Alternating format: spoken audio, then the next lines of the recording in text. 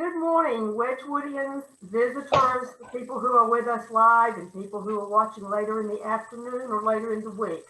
We are so glad that you are joining us this morning. We begin every Sunday morning with our announcements, so I'll turn it over to Liz for our announcements and updates. Good morning, everyone. As has been said, welcome to Wedgwood Community Church. We're so happy to see you. We have a few announcements and upcoming events this morning. Next Sunday, August 29th, Artie Hartzell will be speaking.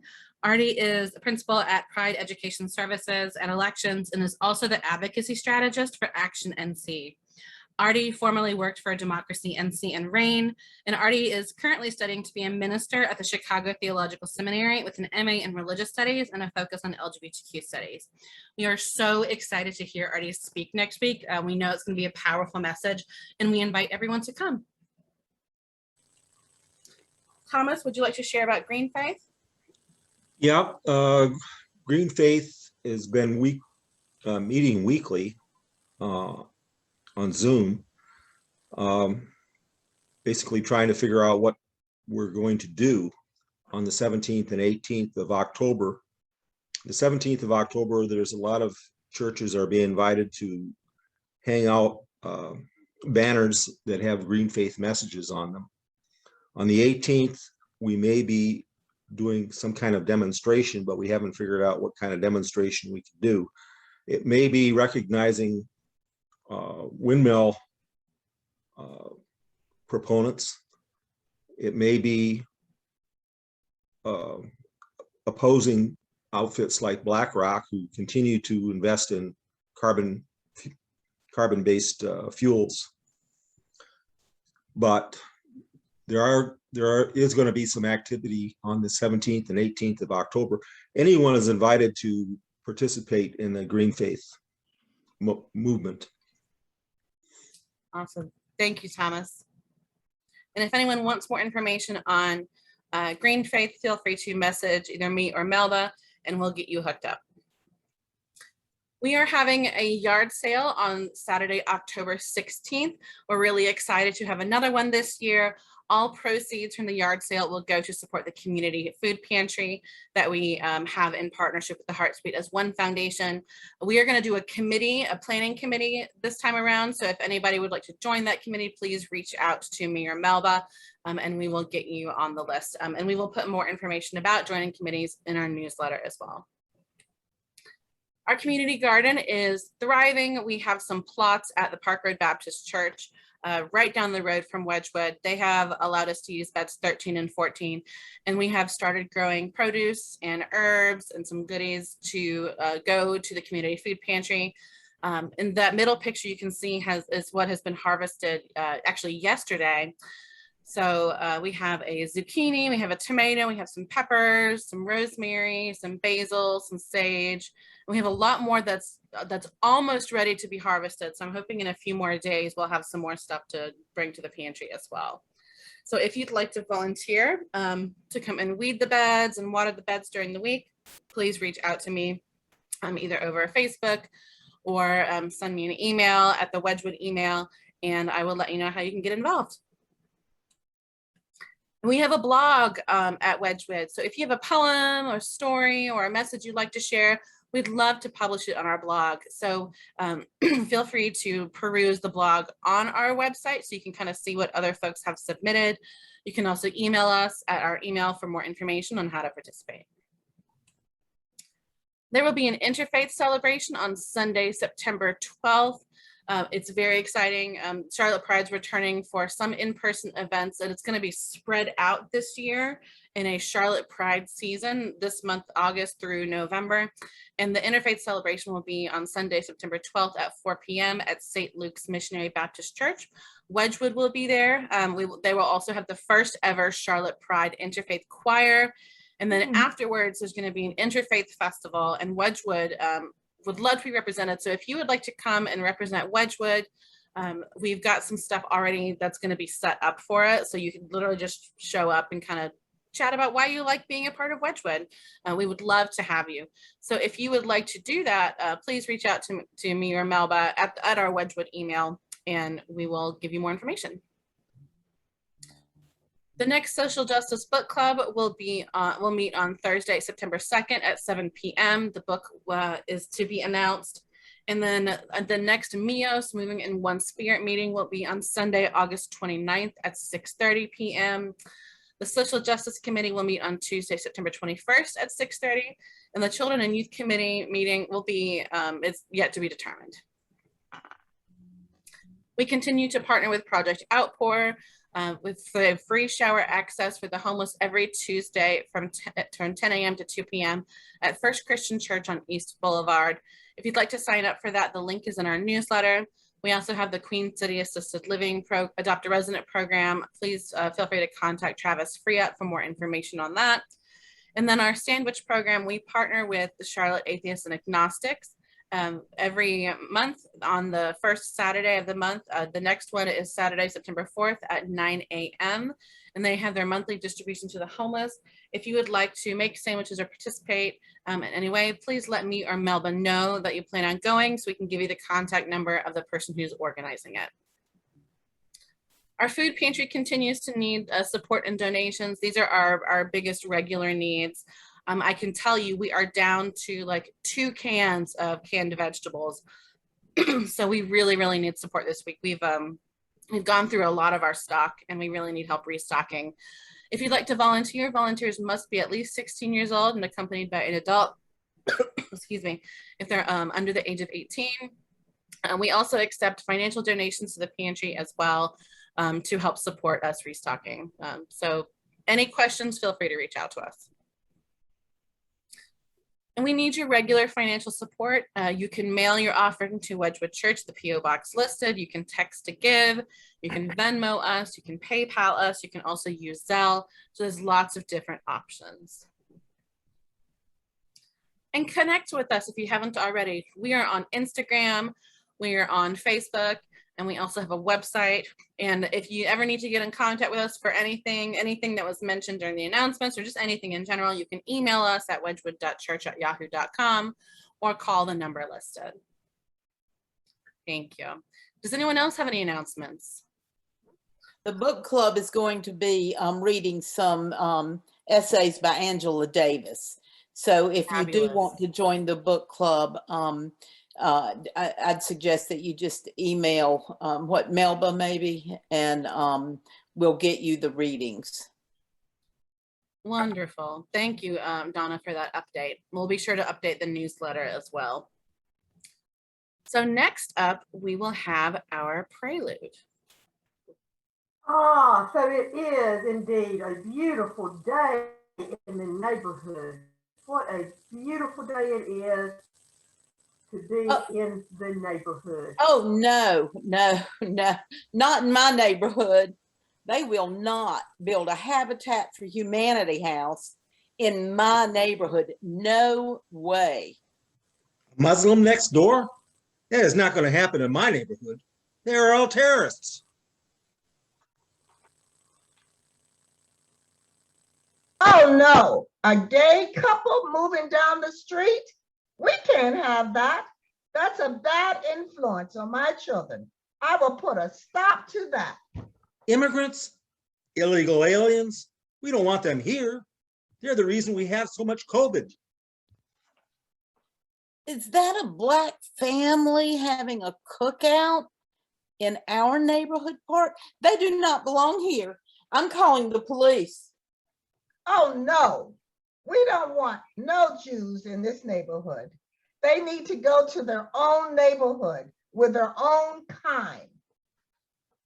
Why, she is an unwed mother. We don't want that here. This neighborhood is for real families. And atheist? We have to get a petition going. We only want good Christian families around here. They are devil worshippers. Yes, evict them, I say. They just don't know how to manage their money. They need to get a job. Don't want those lazy people in my neighborhood. Oh, it's not a beautiful day in everyone's neighborhood, especially if you are poor or Black or gray or immigrant or a million other things. So all communities are not welcoming communities. All communities don't offer a sense of belonging. Sometimes we're comfortable in our own bubble, our own neighborhood. We forget what it's really like out there. Those comments didn't come from the 1960s. They came from Facebook. They came from city council meetings. They came from conversations. We've all heard them. Today, we're going to focus on building communities of belonging with Cameron leading our service. But we want everyone here to know that most of us here at Wedgwood are here because we could not find a church where we felt like we belonged and all of our friends belonged and everyone belonged. That's what brought us to Wedgwood Church. We are a welcoming community in everything we say, and we try to be in everything we do. And we start our Sundays every Sunday with our extravagant welcome to remind us all that we are all welcome here. Heather and Rhea will lead us in our extravagant welcome. We are all welcome here. Welcome to a church that works for peace, justice, equality, and the care of Mother Earth. An extravagant welcome to you because of your gender identification, sexual orientation, ethnicity, economic situation, physical and mental challenges, doubting or believing, being depressed or full of joy. We are a community of curious and creative spiritual seekers, striving to learn and embody the way of Jesus and other spiritual leaders. Like Jesus, we focus on the plundered and marginalized as we try to address the major issues of our day. One of the ways we seek to heal the world and ourselves is through sharing parts of our personal story. We are all welcome here. Together, we are all welcome here. And we are all welcome here.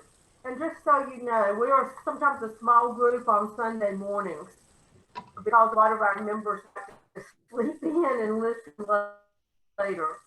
But we have this week 166, I believe, was people who listened to our Facebook live stream after the service. So we are reaching a lot of people with our messages. And I told Mariah this yesterday, I believe it was, I said, I don't realize it. You touched 166 people with your message last week. You touched a lot of hearts and you were the light for somebody this week. So keep that in mind. It's exciting. It's exciting to know that we are reaching out to people. We'll try to remind you of that once in a while and let you know how many people we're getting and listening. And they're from all over the country. They're from all over the country. So we are thrilled about that. And now we go to what we call our moment for all ages. Sometimes we have children with us, sometimes we don't, and we're all young at heart. So we call it a moment for all ages. So if you have any children around, bring them near. Hi, we're glad you're with us today. Who is your neighbor? Who's your neighbor? I have a great neighbor that lives next door. She's one of my best friends. Is that my neighbor? Yes. Yes. Sure it is. Ashanti is one of my dearest friends, but she lives in another town. Is Ashanti my neighbor? Yes. Yes. Ashanti is my neighbor. This week, Haiti had a terrible earthquake, and there are people there and children there who are in great need. Are they my neighbor? Yes. Yes. Yes, they are my neighbor too. So this morning, we're going to listen to a short video about the Good Samaritan. Thank you. So everyone is our neighbor. What can we do this week to be a good neighbor? Do you know?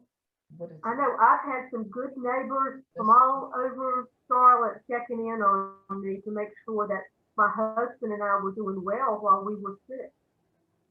What else can we do to be a good neighbor? What do you think? I bought cans of food and rice for the pantry to help families out. I felt good about that, doing that, knowing that 2 or 3 or 4 or 5 family members can get some food for the week.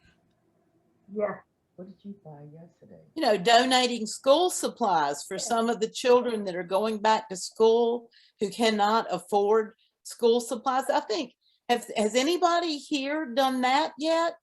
I've done that. Yeah, There was an organization that had the backpacks, and then we put things in the Yeah. backpacks. and I see Connie's grandson raising his hand. What did That's you do? great. I donated school supplies. Thank you. That's That's awesome. wonderful. thank you. That's a good neighbor because everyone is a neighbor and there's so much that we can do. And you know, sometimes just a smile. Just a smile. I know we have our mask on and people can't see our smiles sometimes. But give them a little wave.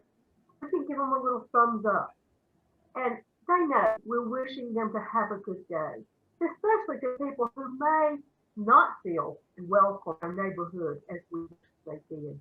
To be sure that we do reach out to everybody because everyone is our neighbor. You want to mute it?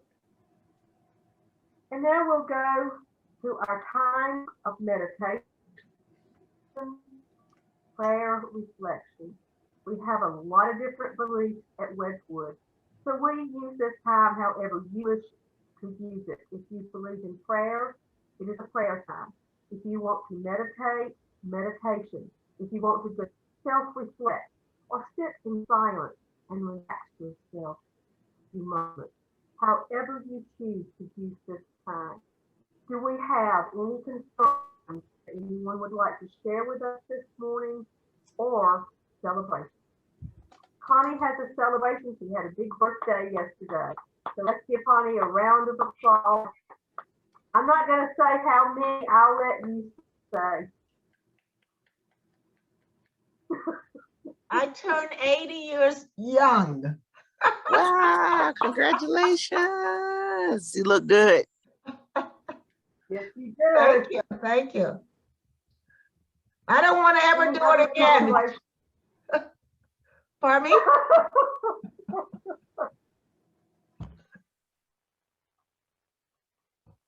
Any other celebrations or concerns this morning? I'm concerned Certainly, about, we need to lift up the people on Haiti. I'm concerned about the Suffered children. this earthquake.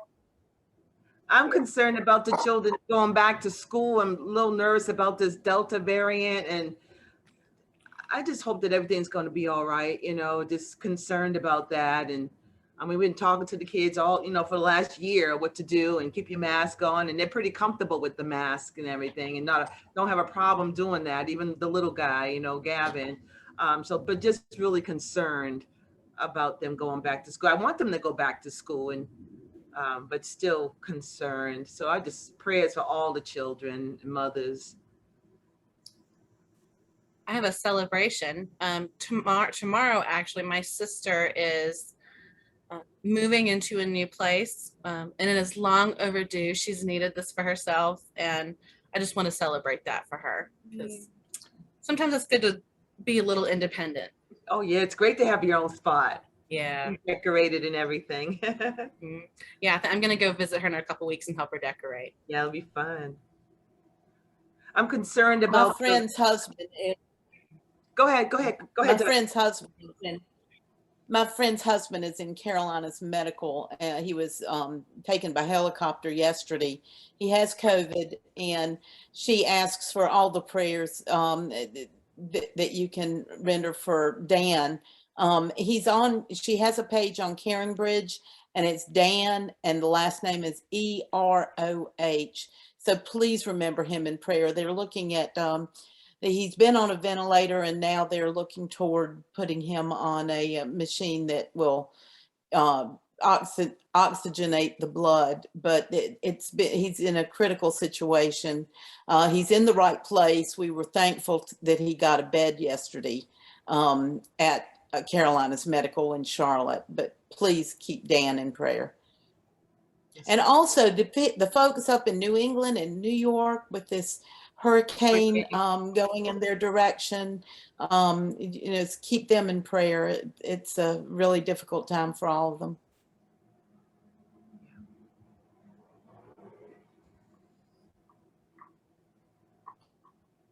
Shanti, did you have something else?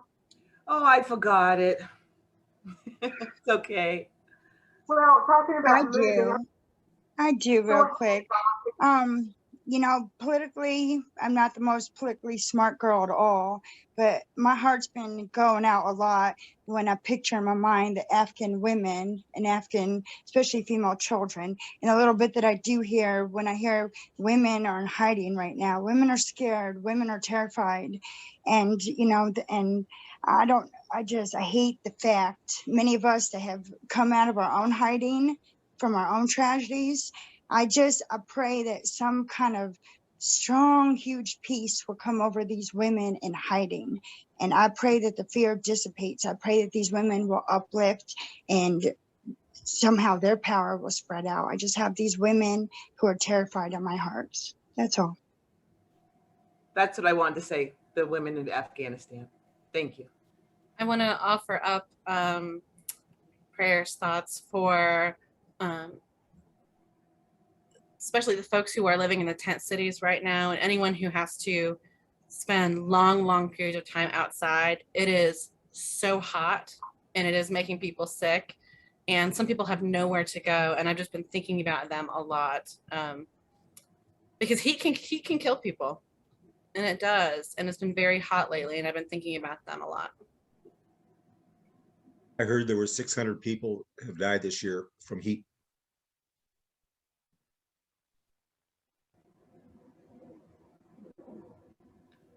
I would just like to pray for people. Good morning, by the way. I came in finally. But I just want to pray for people that's like she said, that's out here in the heat, that have nowhere to go. Just lend a hand, even if it's just a couple dollars. That's the way I like to do. If it's just a couple dollars, even just to give them something to drink. Just pray for people that don't have nowhere to go and they need help.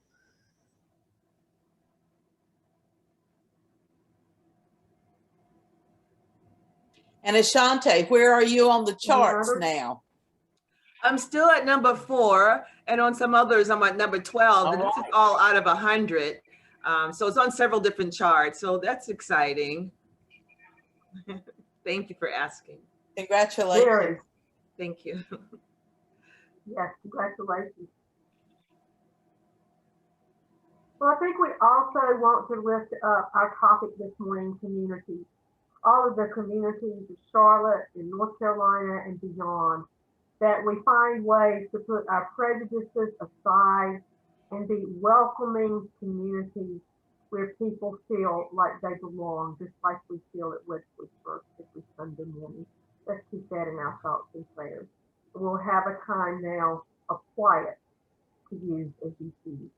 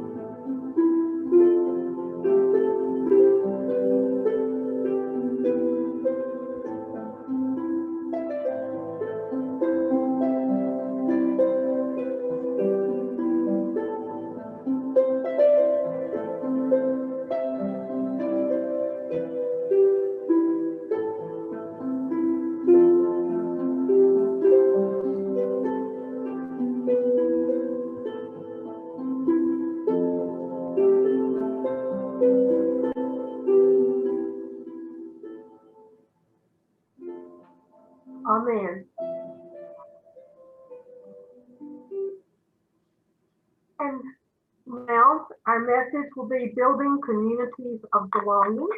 And I'll turn it over to Faith, who will turn it over to Cameron. Thanks so much, Melba. I do appreciate it. Thank you for having inviting me to introduce Cameron to the Redwood Church community. We feel so welcome and really enjoying the emphatic spirit of the church. It's really even amazing just to be invited to introduce my fiance. There's churches that I know that that would never happen in. So that's very, very special to me.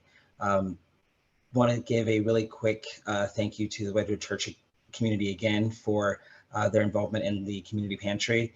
That helps so many people. I wish you guys could really see the amazing work that Liz does out there every day, well, every Wednesday and even during the week when she's doing everything in preparation for that. So again, thank you so much for your commitment there. Cameron and I have only been together for about 4 years, but in that time, I've seen his faith be a huge light and beacon for me in kind of coming back to the church. I was raised in a church on the choir, but because of the way I came out, I really did go as far away from the church as I possibly could. So he really embodies that whole ethos of be the light that you want to see in the world. He's absolutely amazing when speaking to children. He really gets on their level, and he really introduces a really good mix of information. So I am so very humbled and excited to introduce my fiance, Cameron Pruette, for you all today. Thank you. Thank you, loves. Xavier has been at that pantry pretty much every Wednesday since February of 2020, and it's been very involved. And I'm just also proud of that's how we found out about Wedgwood at all, was helping out in the pantry. And when you talk about extravagant welcome, you know, one of the things that stands out about how that pantry was able to fill a void is that we weren't asking questions. We weren't trying to means test people. We weren't asking for documentation. So we saw a lot of people who felt like they had nowhere else to go to get those meals when they didn't know where the next paycheck was coming. And so I'm also proud of the work that he's done and Liz has done and all that you've been able to do to help support that necessary aspect in our community. And I also would be remiss if I didn't thank you for all the constant support that you've done to help pass unanimously a non-discrimination ordinance that expanded protections in Charlotte. I know it may for some of us feel like a rerun, a redo, like deja vu. We've done this before, but you know, just thank you so much for all the work that you've done and any email, Facebook like, phone call. Liz spoke at the public forum. Melba has been a voice for many years. I know so many of you have done it, and I just want to thank you for that because if you watch the public forum, you know that people who oppose these things lean into a religious argument to justify their hatred, to justify their vitriol. And so I just want to thank you all for providing this space and that support. And so thank you. Like I said, my name is Cameron Pruette. I use he, him pronouns. And I just wanted to talk a little bit today about how we can better build our communities to be spaces of belonging, to be spaces where people feel included and welcome. And how that's needed today. There is one thing that is the cause of 83% of workplace accidents and injuries. This one thing is the cause of many troubles and ills in our society. It is the cause of regrets. It is the cause of maintaining a status quo that is unjust and unfair. And that thing is complacency. When we become comfortable with something because that's the way we've always done it. When we become comfortable because we have cut ourselves off and we are in our echo chambers and our silos, and it becomes very easy to see with eyes that are comfortable. Eyes that don't need to see what is uneasy. Eyes that don't need to see things that conflict with our status quo, with where we are. And so we cannot begin to build a community of belonging until we shake ourselves out of that complacency. Melba asked if I would speak a little bit about the NDO, and the one thing I thought that fit in here was that back in December, there were some voices who said, why don't we do exactly what we did last time? We did this in 2016. This is the easy thing to do. We're going to add in gender identity, sexual orientation, and check, we'll be done. And that would have been the easy thing to do. It would have probably been done a little bit faster, and we would have all moved on. But we know that those aren't the only groups that needed protections. Those weren't the only people who had been left out. And so we did the work. We listened to voices, and we were able to make sure that at least at this point, we were able to get the broadest possible win for the community. Not just for people who look like me, not just for people who look like anyone else in this room, but for people that needed protections. But the complacent thing to do would have been to do what we did before and move on. And so in our politics, in our religion, in our Facebook, we can get into these silos where it is comfortable and easy, where we know what the next step is going to be, where we know what the next Facebook story is going to be about. It's going to be anti this and pro this. It's going to serve you up what you want to see. The algorithms on our social media are designed to keep you hooked. And so they know that you don't keep watching if you don't like what you see. You either need to be angry and they need to get you to engage that way, or you need to find something that you like. They're not going to serve you up something that disagrees with your viewpoint, because then you won't stay. And so we've put ourselves in these silos. We used to call it social capital, where you would interact with people who didn't look like you, or weren't in your socioeconomic bracket, or weren't in your racial group, or weren't in your religious group. And we don't do that as much anymore. We live in an interconnected age where you could talk to anyone on any side of the globe with any background you want to. And we have decided that we want to talk to people who think exactly like we do. Rather than broadening our scope, we have narrowed ourselves into comfortable spaces. And we have to shake ourselves out. Otherwise, our communities will be small and exclude. My faith background is in the Christian church and the Reformed Presbyterian tradition. And I always like to point to the first argument of the church in the book of Acts. So after the disciples have decided what to do next, the first major debate in the church in Acts chapters 9 and 10 is, who gets to be included? Who do we actually let in? And so after these people have walked with the words of Christ, right? Very radical inclusion, radical welcome, radical love. These people who walked on earth with him are now deciding, did he really mean everybody? These people are Gentiles. They didn't grow up going to synagogue. They haven't read the Torah.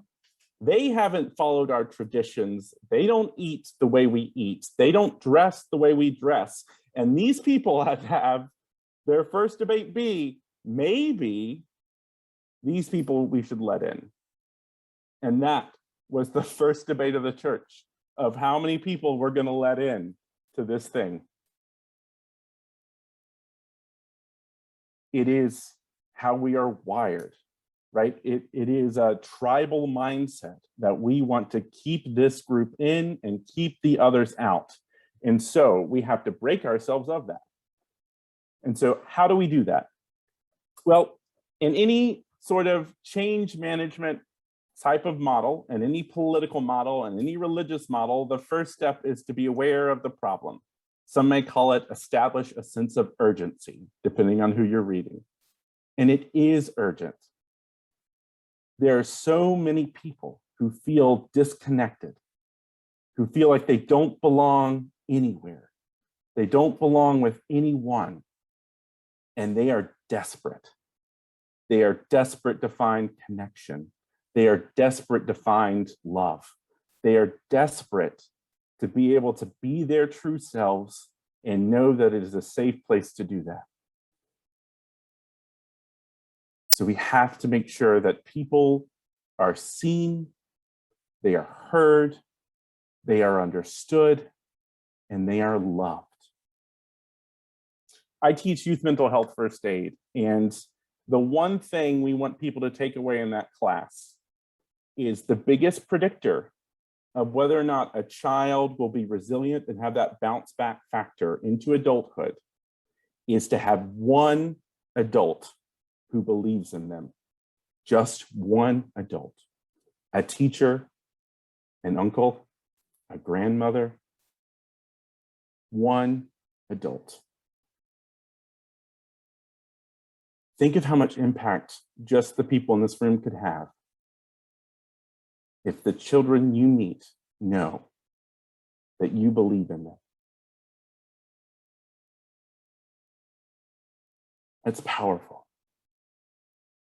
Because we know that there are groups out there that will use that sense of belonging, that need to connect, and use that for ill, use that for harm, take advantage of that. And so when we lock our communities out, when we get into our silo, we are leaving some of the most marginalized among us to those who would do them harm. You know, we can talk about all sorts of groups, right, that want to pull people in for the purpose of causing harm. And we must be even more vigilant about pulling people in for the cause of love, of building connections across barriers, language, countries. We talked about it just in our prayer time, right? Of all the different groups that we are seeking to help, seeking that we care about, and bringing them in. And so that is powerful, what we can do when we are vigilant to bring in people for the cause of love. You know, I think one of the reasons that we sometimes hesitate to do this is a fear of failure, right? You know, one of the things we put in the non-discrimination ordinance is natural hair, right? Based on ethnic or racial hairstyles. It's not something I'm very familiar with personally, or something I've ever had to worry about. Blonde hair is pretty well accepted in our culture. Even when I had crazy long hair at camp that was way too long, I was never worried about my job. But it is important that we understand that sometimes we will say the wrong things. You may use the wrong pronouns. I may not understand the struggle of having different societal beauty standards determine whether or not my hair is acceptable at work. And I may say something stupid when I talk about that. We will fail. We will stumble. We will say the wrong words. But that is not an excuse to not do the work, to not try. Studies consistently show, whether you're talking about parenting or a boss at work or a teacher, apathy or the perception of apathy is more harmful than just about anything else. Students who have teachers they think don't even know they exist perform worse than students who say their teachers are mean. Employees who believe their boss is apathetic towards them do worse than employees who say their boss is mean, right? So apathy is the worst perception we can have for people in our lives. So yes, do your research. Yes, you need to learn, but know that you're not going to be perfect. You're going to make mistakes. Accept correction with grace and keep trying. Because we know that those who aren't reaching out in love are trying to. And we have to bridge the gap. So know that you're going to make mistakes. You're going to say the wrong thing. I still say the wrong thing all the time, even talking about the LGBTQIA+, which I am the president of the LGBTQIA+ Democrats, and I mess up all the time. There's a fair housing forum, and I had to talk about intersex, which is a little bit of a stretch for me to talk about. And it took me a couple seconds. I paused and I'm like, I'm the person who's supposed to be educating today, right? And so know that that is okay. And that is part of the process. And that sometimes we can be afraid to grow because we're afraid of those errors and those mistakes. But I can tell you from personal experience, that when people messed up in conversations around me and I knew they loved me and I knew they cared, them saying the wrong thing to me mattered more than someone saying the right thing to me and then not caring at all. So take those steps, you know, and again, not to get too deep in my faith, but take those steps in faith, knowing that you'll be guided, knowing that you have a supportive community here who can help you process that, knowing that you're doing the right thing. And that's what matters. Now, I want to throw a caveat, right? That I'm not telling you to go out to the place that might be unsafe for you. I'm not telling you to go out and do something that would be damaging to your mental health. But I am saying to find ways to stretch yourself. Put yourself in a community of people that may not look like you all the time. What barriers are you putting up that make you comfortable without seeing another group? What barriers are we putting up to stop ourselves from seeing the other? Because there are those who need love. They need acceptance. They need a welcoming place like Wedgwood. And the most Wedgwood they may see is just you. So when you walk into a room, when you go into work, when you go into these places, how are you building that welcoming space? I want to thank you again so much for the opportunity to speak with you very briefly today. You know, the parable of the Good Samaritan, the part we always like to talk about too, is the Samaritan was supposed to be the excluded person, right? The priest goes by and leaves the man to the side of the road. These holy people go by and they leave this person to suffer. And the person who is supposed to be excluded, the other, the marginalized person, is the one who steps up and helps. And those of us who have suffered, those of us who have seen what these systems of oppression do,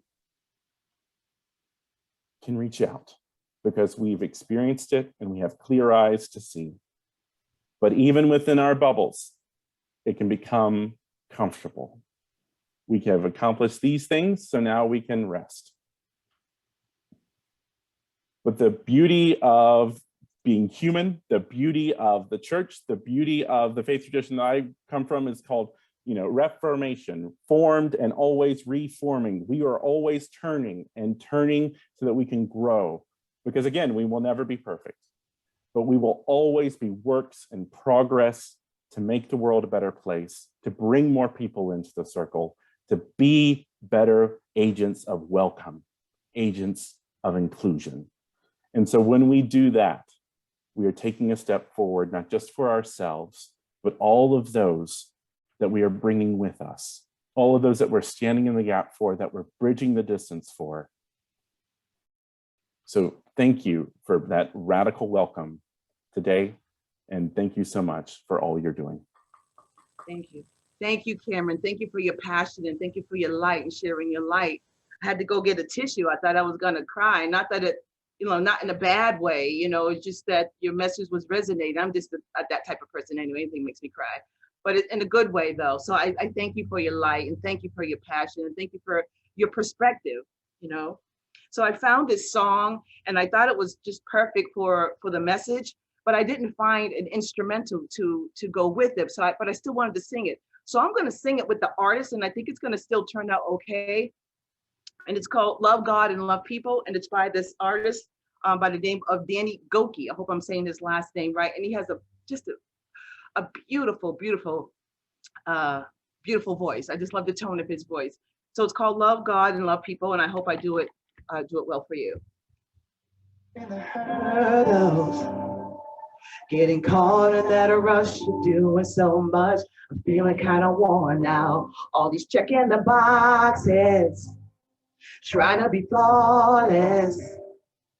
As it's spinning in my head, catching my breath, too afraid to slow it down. I tell myself to keep things up, that God wants more than just my love. But I've been complicating things, not to cause it over a thing. Gotta keep us all simple. Bring everything right back to ground zero. Cause it all comes down to this. Love God and love people. We're living in a world that keeps breaking. But if we want to find a way to change it, it all comes down to this. Love God and love people. This is freedom. The keys to the kingdom. Knowing life can be found and love can be loud. Cause love is what it's all about. I tell myself to keep this up. Cause all God wants is just my love. No more complicated things. No more need to overthink. Gotta keep it real simple. Bring everything back to ground zero. Cause it all comes down to this. Love God and love people. We're living in a world that keeps breaking. And if you want to find a way to change it, it all comes down to this. Love God and love people. Love is patient, love is kind. It rescues hearts and changes life. Love is all we need to make it right. Gotta keep it real simple. It's really simple. Yeah, gotta keep it real simple. Bring everything back to ground zero. Cause it all comes down to this. Love God and love people. Living in a world that keeps breaking. And if we want to find a way to change it, it all comes down to this. Love God and love people. Love God and love people. Keep on loving, keep on loving. Keep on loving, keep on loving. Love God and love people. Oh, love God and love people.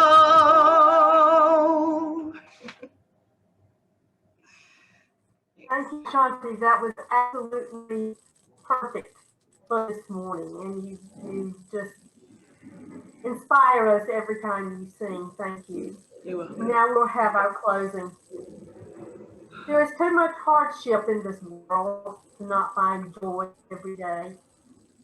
There's too much injustice in this world to not right the balance every day. There's too much pain in this world to not heal every day. Each of us here this morning must be ministers to this weary world. Let us now go forth and do that which calls us to make this world a kinder place, more loving, more compassionate, more welcoming, and more filled with the grace of divine presence every day. Amen. Amen. Go in peace. Ashe.